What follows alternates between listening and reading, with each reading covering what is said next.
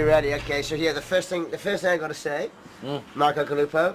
I'm a bit of a Welsh boy and grew up, admiring you and everything and thinking you were a good surfer, even though you're younger than me.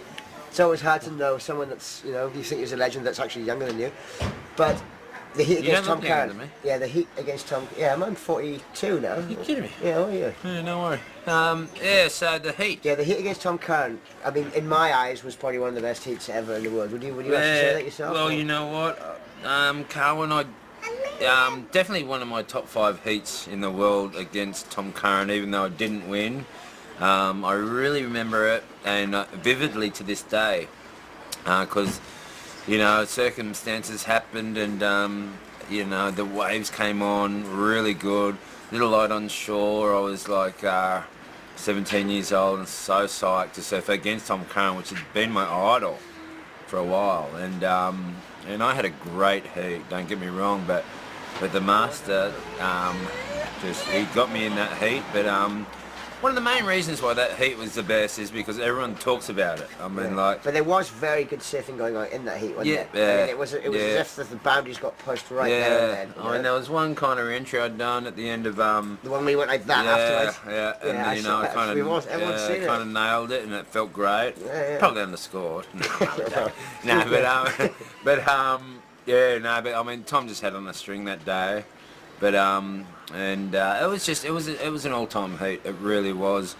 Even I mean, it's hard to lose a heat and think it was great, but everyone's saying that it was a great heat. And you were saying to me a bit earlier that you came out of a heat yesterday in France, and it might be your last heat in France. And how are the emotions going through you? What were your emotions? Big emotions. I mean, like I lost to Joel yesterday, and in good conditions, but they were tricky. But the heat that I'd like to take away from France is the heat I had with Bede Durbridge, and Bede had this year Bede had a 10, and I somehow got out of jail and got a 7, and then I needed an 8, and somehow got an 8.5 right in the dying, not in the dying minutes of the heat, but about 5 minutes to go, and got myself back in the lead, and so that was a great feeling.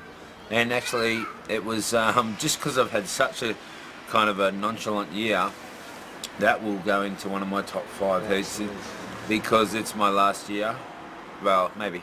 Maybe, yeah. And so it's that felt so good. I had a lot of emotions just being in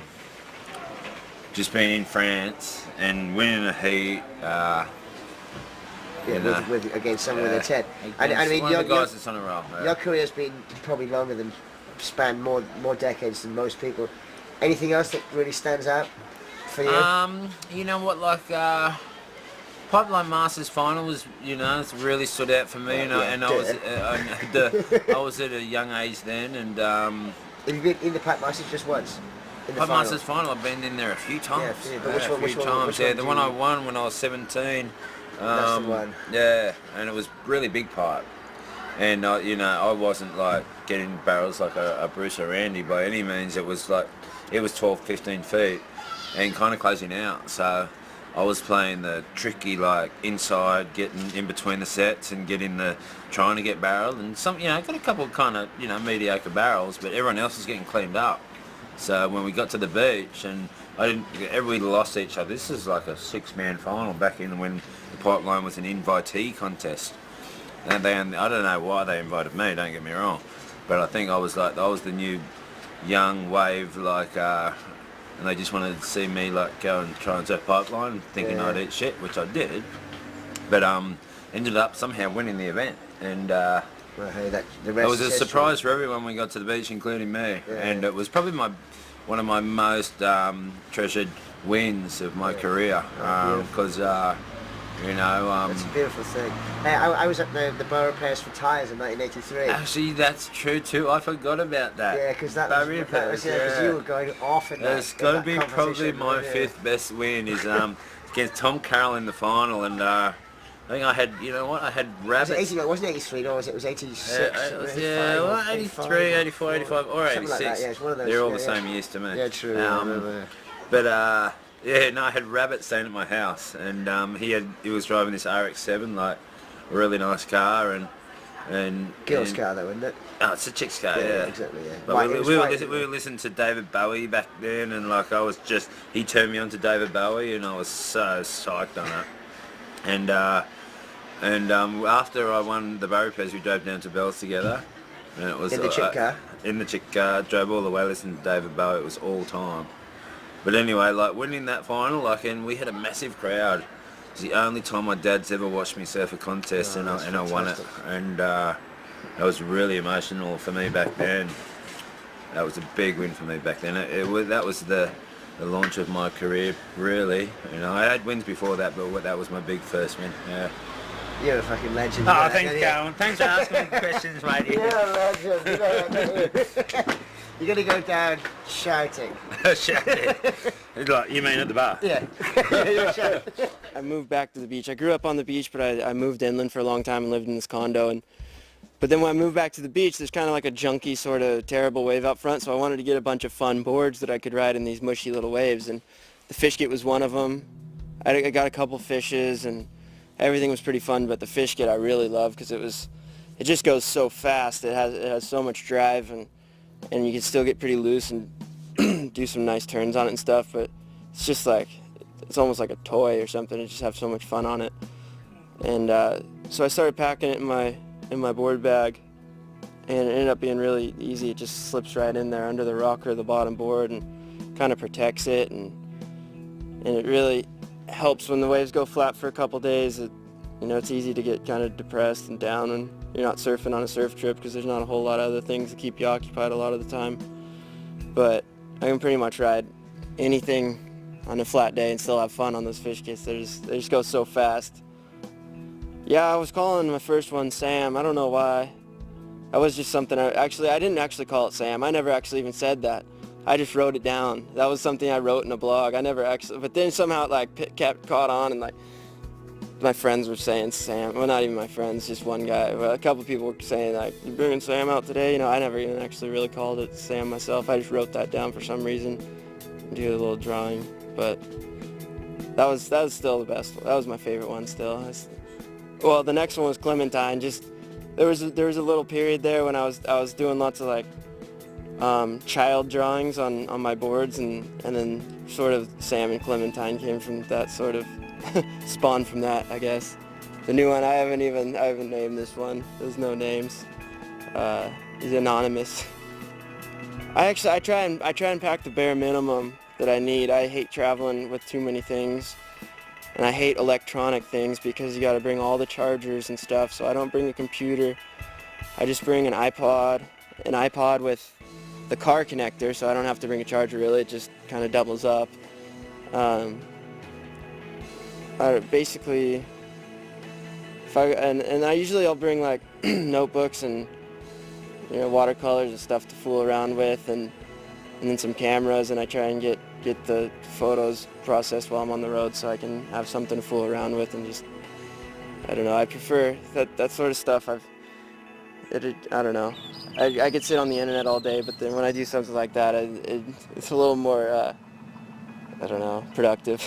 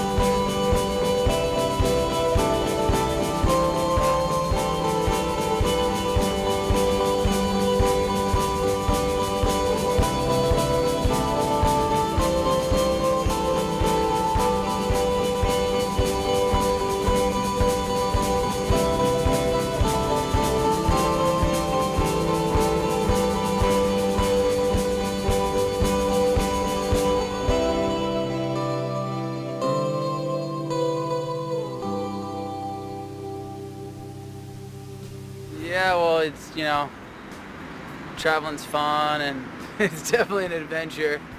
I think anyone can appreciate just being at home and dealing with kids, and then going on the road and taking care of kids. But I got Grammy here and she's gold. This is my lovely mother, Grandma Good, and she's been up at all hours of the night taking care of Genevieve and giving her yogurt. Yogurt, right. Yogurt. Right. Oh, well, I love to travel with my son and my granddaughter. It was certainly easier this year than last year, and Genevieve was very good. So yeah. we didn't have any problems on the planes. She really pretty much slept most of the way, and it was a pretty easy trip this time.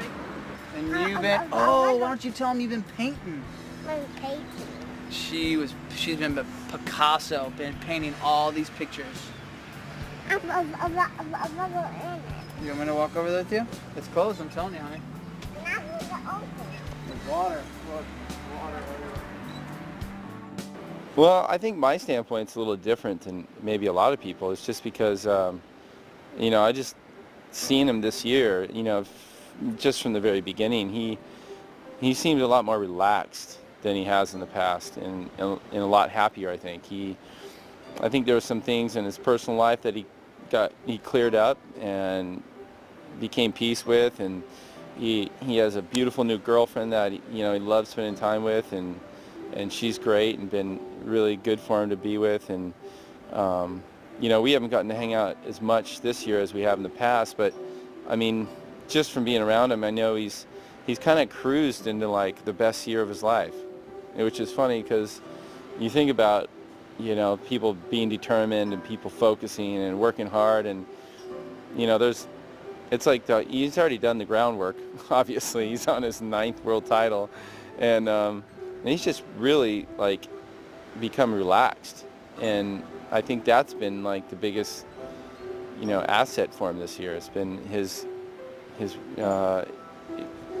personal life really seems to be at ease, and he seems to be in a really good space, and it shows in his surfing.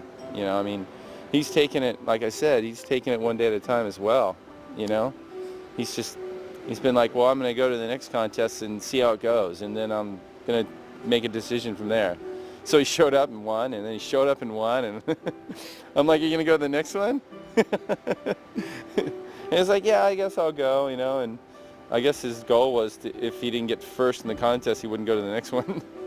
He's kind of treated this whole year. It's been, you know, like wherever he feels like being, he was going to go. And, you know, I think seriously, I don't think he was going to go to Bell's, because I talked to him too, and he said, you know, I really don't think I'm going to go. And, you know, I feel like Kalani, his girlfriend, was kind of like, yeah, you should do it. You should go, you know. And I think she was on like Easter break from college and was like, oh yeah, let's go down there together, and you know, let's cruise down the Bells together.